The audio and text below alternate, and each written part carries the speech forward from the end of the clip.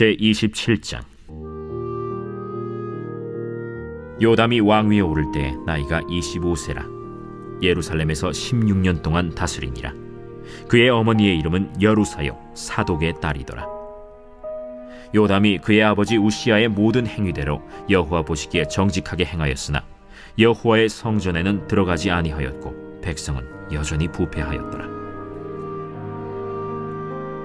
그가 여호와의 전 윗문을 건축하고 또 오벨 성벽을 많이 증축하고 유다 산중의 성읍들을 건축하며 숲을 가운데에 견고한 진영들과 망대를 건축하고 암몬 자손의 왕과 더불어 싸워 그들을 이겼더니 그 해에 암몬 자손이 은 100달란트와 밀 10,000고르와 보리 10,000고르를 바쳤고 제2년과 제3년에도 암몬 자손이 그와 같이 바쳤더라.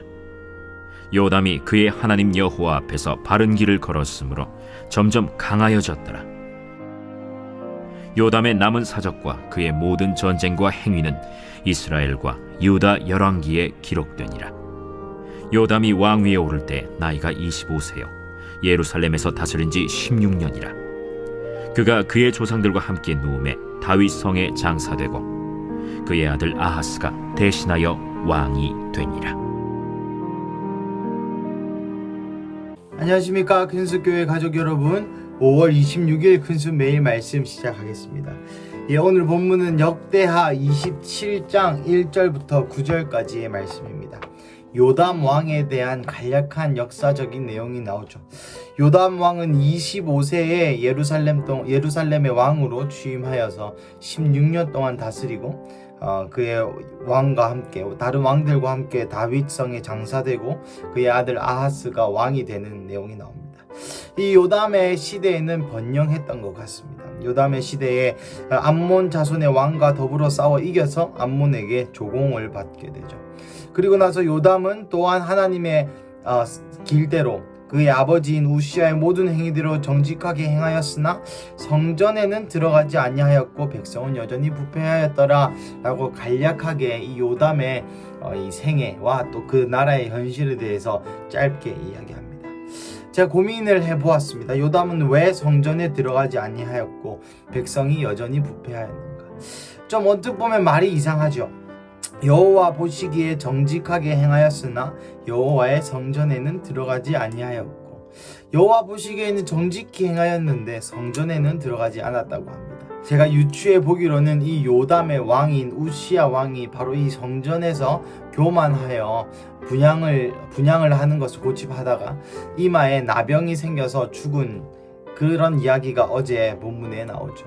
그것 때문이었던지 여호와의 전에는 들어가지 않습니다. 또 다른 주석이나 또 다른 부분에서도 왜 여호와의 성전에 들어가지 않았는지에 대해서는 나오지 않지만 여호와께서 보시기에는 정직히 행하였고 백성은 여전히 부패하였다고 합니다. 사랑하는 가족 여러분, 교회에 상처받은 이들에 대해서 저는 한번 생각해 보았습니다. C.S. 루이스라는 작가님이 쓰신 상처받은 그리스도인에게 쓰는 편지라는 책에 보면 이런 내용이 너무나도 많습니다.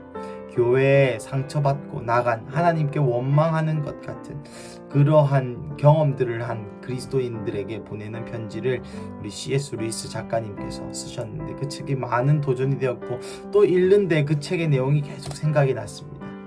여러분, 교회에서 상처받거나 하나님께 실망하신 적이 계십니까? 얼마 전 제가 신대원에서 책을 읽었는데 그 책에 이런 이야기가 나왔습니다. 선교학 시간이었는데요. 여러분, 선교의 열망의 뿌리가 하나님의 영광이어야 합니다. 선교의 열망의 뿌리가 자아 실현이나 내가 받은 감동이나 내가 느낀 선교에 대한 열정으로 하는 것이 아니라 하나님의 마음과 하나님의 열정으로 하는 것입니다 라고 이야기하였습니다. 그리고 나서 한 개 배운 것이 바울도 자신 스스로를 소개할 때 또 자신이 아는 예수님을 증거할 때 한 번도 다메섹에서 만난 예수님에 대해서 증거하였던 것이 아니라 구약의 하나님이 어떠한 분이신지 구약에서 예수님이 어떠한 방식으로 예언되었는지에 대하여 바울이 이야기하는 모습을 보여줘요. 그러니까 이 선교라는 것도 또 하나님 나라의 일이라는 것도 나의 열정, 나의 야망 으로 하는 것이 아니라는 것이죠. 나아가 이런 이야기들이 있습니다. 거기는 다 목사님이 될 사람들, 또 전도사님들, 선교사님들이 많죠. 우리 안에 또 어떤 이야기들이 있었냐면, 목회 또한 그렇습니다. 목회 또한 내가 이런 목회, 이런 큰 교회, 이런 목회 사역, 이런 목회 철학으로 어떠한 교회를 하는 것이 우리의 목표가 아니라 마치 예수님이 하셨던 것처럼 하나님이 하라고 하시는 일을 이루어 하나님께 영광 돌리는, 하나님을 영화롭게 하는 것이 바로 우리의 목회의 철학이 되어야 합니다 라는 이야기와 오늘 이 이야기가 겹칩니다. 사랑하는 가족 여러분, 어떠한 면에서 겹치냐면 내 열심과 내 스스로 했을 때에 실망함이 있다는 것이죠. 오늘 이 요담처럼 우시아가 그렇게 된 것이 하나님의 경륜 안에 있고, 또 우시아의 자기의 스스로의 교만 때문에 그렇다고 해석되는 것이 아니라 무언가 아버지, 가족이 걸리면 괜시리 감정적이게 되고, 괜시리 이성적인 판단을 못하게 되고, 괜시리 하나님께 서운해지는 그런 일들이 있음을 봅니다. 사랑하는 가족 여러분, 첫 번째, 하나님은 항상 선하십니다. 우리 가족 가운데, 또 우리의 교회 가운데, 우리 주변에 어떠한 이해되지 않는 일이 있다 할지라도 그 일은 하나님이 허락하신 안에서, 하나님이 허락하신 그 범위 안에서 일어나는 일이죠. 요한복음의 이 구절을 혹시 생각나시나요? 제자들이 한 맹인을 보고 예수님께 묻죠. 예수님, 이 맹인이 왜 맹인이 되었습니까? 자신의 죄 때문입니까? 부모의 죄 때문입니까? 예수님께서 이렇게 대답하십니다. 아니라 이 맹인은 하나님의 영광을 나타내기 위하여 맹인이 되었도다. 사랑하는 가족 여러분, 바로 이것입니다. 우리가 맞이하는 고통스러운 현실이 어쩌면 우리가 주님으로부터 등 돌릴 수 있는 계기가 될 수도 있고, 또 하나님을 원망할 수 있는 계기가 될 수도 있습니다. 하지만 첫 번째, 하나님은 항상 선하시고 그 모든 일이 하나님의 손 안에 있으며, 우리의 삶의 목적은 우리의 행복이나 우리의 기쁨이나 우리의 어떠한 것을 세우기 위함이 아니라 바로 하나님의 영광을 드러내는 일임을 기억하시기를 기도합니다. 그래서 내 삶의 목적이 하나님의 영광을 드러내는 일이라면, 하나님의 영광을 드러내기 위해서는 바로 내가 하나님이 나에게 시킨 일을 하는 것이 하나님의 영광을 이루어드리는 방법이고, 그것이 내가 하기 싫고 내 생각에 맞지 않고 내가 정말 순종하기 힘든 일이라 할지라도 그렇게 할 때에 참 행복이 있고, 그렇게 할 때에 내가 하나님의 영광에 참여한다는 이 사실만으로도 기쁨이 있을 줄로 믿습니다. 많은 이들이 사역을 하다가 떠나고, 사역을 하다가 하나님께 서운한 감정으로 그만두는 것들을 많이 봅니다. 그럴 때마다 저는 생각하죠. 내가 만약에 저분이었어도 그랬을 수도 있겠다. 하나님, 나에게 그렇게 불합리한 것 같은, 나에게는 이해되지 않는 만약에 그런 시련을 허락하실 때 과연 나는 어떻게 행할 것인가를 한번 생각해 보았습니다. 오늘 이 요담처럼 말이죠. 자신의 아버지가 교만하다는 이유로 나병에 걸려서 그렇게 죽었던, 그래서 여호와의 전에 들어가지 않았던 그러한 요담과 같은 하나님께 상처받은 그리스도인으로 계속 갈 것인가? 그럼에도 불구하고 그리 아니하실지라도의 믿음을 가지고 더 주님 마음 깊숙한 곳으로 달려나갈 것인가 하는 그런 위기가 기회가 되는 그러한 우리가 신앙생활을 해야 될 줄로 믿습니다.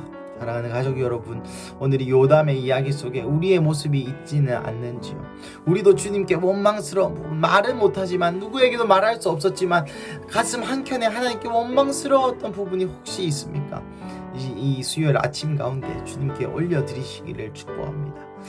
우리의 모든 원망도 주님 들어주실 것이고, 그 하나님의 선하심으로 우리의 원망을, 우리의 이 고통을 해석하게 될 때에 더욱더 깊은 하나님의 사랑을 느낄 수 있을 것입니다. 마치 하나님께서 예수님을 버리셨듯이, 예수님의 입장에서는 하나님이 당신을 버리신 것이고 십자가에 내어준 것이고 고통 속에 내어준 것이지만, 하나님의 마음을 이해했던 그 예수님은 기꺼이 자신의 생명을 들었던 것처럼 우리도 하나님의 마음을 이해하여서 우리의 생명까지도 기꺼이 드릴 수 있는 그러한 다짐을 할 수 있는 오늘 수요일 아침 되시기를 주님의 이름으로 축복합니다. 함께 기도하시겠습니다. 사랑하는 하나님, 감사합니다. 오늘 이 말씀을 읽습니다. 하나님, 요담처럼 제 마음 가운데도 하나님께 서운하고 하나님께 왠지 말하기 깝깝한 하나님 생각하며 이런 일을 생각하며 왠지 하나님 나에게 선하게 대해주시지 않는 것 같은 그러한 원망, 그러한 착각하는 부분들이 마음에 있습니다. 하지만 하나님, 우리가 예수님의 길을 바라봅니다. 내가 원망한다는 것은 나의 야망과 나의 욕심이 있었다는 의미임을 다시 한번 인정합니다.